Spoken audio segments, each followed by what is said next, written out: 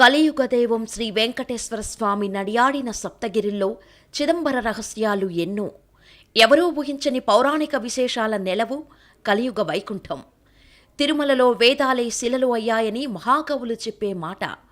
అడుగడుగునా అంతుచిక్కని ఎన్నో రహస్యాలు, మరెన్నో ప్రశ్నలకు సమాధానం హైందవ శాస్త్రంలోని భద్రంగా లిఖించబడినదని వేద పండితుల వాదన. వాటిని రుజువు చేసేవే శిలాశాసనాలు. ఇలా శాస్త్రోతంగా ఏర్పడిన ఆలయాల్లో అభిషేకాది ధూపదీప నైవేద్యాలతో వెలిసిన మూలమూర్తికి ఆరాధన చేస్తారు. అన్ని ఆలయాల్లో చేసే ఆరాధనలు ఓ ఎత్తు.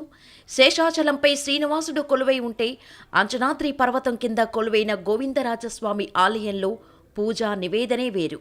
శ్రీవారి అన్నగారైన గోవిందరాజునికి పూజా నివేదనలో అభిషేకం ఎందుకు చేయరు? శుద్ధతో స్వామివారి ప్రతిమ ప్రతిష్ఠించాల్సిన ఆవశ్యం ఎందుకొచ్చింది? మంచినీళ్ల కుంటలో ఒంటరిగా ఉన్న గోవిందరాజ పెరుమాళ్లకు సంబంధమేంటి? 10వ శతాబ్దంలో తమిళనాడులోని చిత్రకూటం, నేడు చిదంబరంగా పేరుగాంచిన ప్రదేశంలో పల్లవులు దేవేరులతో కలిసి ఉన్న గోవిందరాజ పెరుమాళ్ ఆలయాన్ని నిర్మించారు. అనేక ఆలయాలను దక్షిణ భారతదేశంలో పలు ఆలయాలు నిర్మించారు. అప్పటి నుంచి చిదంబరంలో వరదరాజస్వామికి సమానంగా పూజలు అందుకునే దేవదేవుడు శ్రీ గోవిందరాజులు. పల్లవుల తర్వాత రాజ్యాధికారంలోకి వచ్చిన చోళరాజులు శైవ ఆరాధకులు. విష్ణుమూర్తి దేవునిగా పరిగణలోకి తీసుకునేవారు కాదు. దీంతో వైష్ణవ ఆలయాలపై దాడులకు పాల్పడేవారు. అదే సమయంలో దశావతార సినిమాలో కమల్ హాసన్ను గోవిందరాజు పెరుమాళ్ను విగ్రహంతో కలిపి సముద్రంలో కలిపివేసిన సన్నివేశం అక్షర సత్యం. గోవిందరాజ పెరుమాళ్ను సముద్రంలో వేశారు. చోళరాజు కుళుతుంగ చోళుడు. కొంతకాలానికి ఒడ్డుకు చేరుకున్న గోవిందరాజస్వామి ఆయన మహిమను తెలియచేశారు. ఆ సమయంలో చోళరాజుల నుంచి ఆ విగ్రహాన్ని కాపాడేందుకు గ్రామ గ్రామాల్లో దాచుతూ చోళరాజుల కంటపడకుండా రహస్యంగా తిరుపతికి తెచ్చారు. కలియుగ దైవం కొలువైన శ్రీ వెంకటేశ్వరుడి సన్నిధిలోనే గోవిందరాజస్వామి వారికి ఆలయం నిర్మించాలనే ఆలోచనకు వచ్చారు. స్థానిక పాలకుడైన యాదవరాజు చేతుల మీదుగా 1130వ సంవత్సరంలో తిరుపతిలో గోవిందరాజస్వామి వారి ఆలయం నిర్మించారు.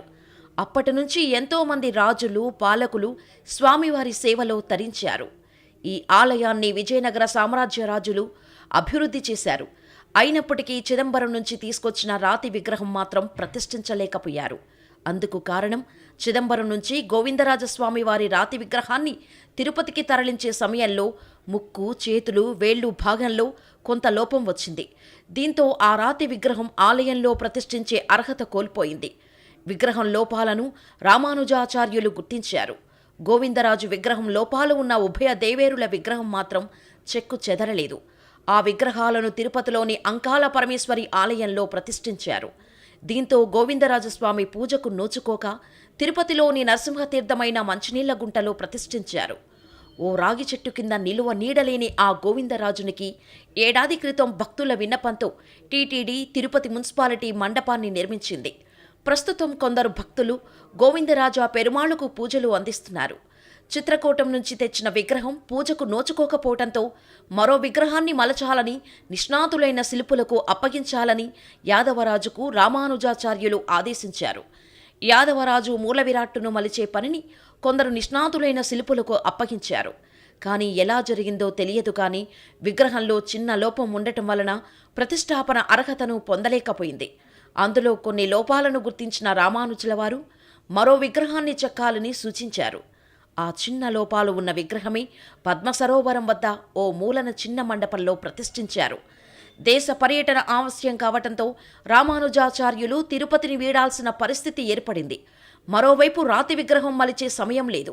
దీంతో గోవిందరాజస్వామి వారి ఆలయంలో విగ్రహ ప్రతిష్టాపన సమయం మించిపోతుండటంతో సున్నం, బంకమట్టితో తయారు చేసిన గోవిందరాజస్వామి విగ్రహాన్ని ప్రతిష్ఠించారు. అప్పటి నుంచి ఇప్పటి వరకు గోవిందరాజస్వామి వారి ఆలయంలో సున్నపు విగ్రహమే పూజలందుకుంటోంది. ఇక్కడ స్వామివారికి అభిషేకాది కార్యక్రమాలను నిర్వహించరు. ఎందుకంటే సున్నం, బంకమట్టి విగ్రహం కావటంతో కరిగిపోతుందని. ప్రతి 15 రోజులకు ఒక్కమారు నూనె రాస్తారు. ప్రతినిత్యం స్వామివారికి పూజా నివేదనలు సమర్పించి స్వామికి పుష్పాలతో అలంకరణ చేస్తారు.